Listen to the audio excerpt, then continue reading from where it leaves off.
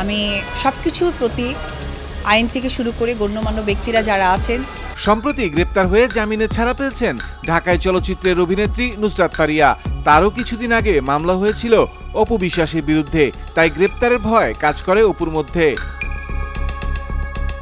এক ইন্টারভিউতে অপু বলেন, আমরা সবাই শিল্পী, আমরা টাকার জন্য কাজ করি, এই টাকা দিয়েই আমাদের সংসার চলে, আমাদের অন্য কোনো উদ্দেশ্য নেই। আমি একটা কথাই বলি, এখন যদি এখানে একটা সরকারি হসপিটাল থাকে আর সেখানে যদি মনে করেন ওই এলাকার মধ্যে একটি মাত্র হসপিটাল, আমি যদি অসুস্থ হই আমাকে চিকিৎসা নিতে যেতে হবে, তার মানে আপনারা আমাকে ব্লেম দিতে পারবেন না যে আপনারা কেন সরকারি হসপিটালে গিয়ে চিকিৎসা নিলেন।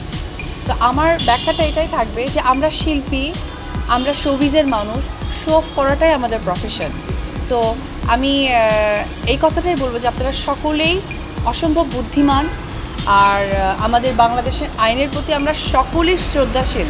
আর আমরা গর্বের সাথে বলি যে আমরা আসলে বাংলাদেশি বাঙালি, যেটা আমাদের সবচেয়ে গর্বের বিষয়।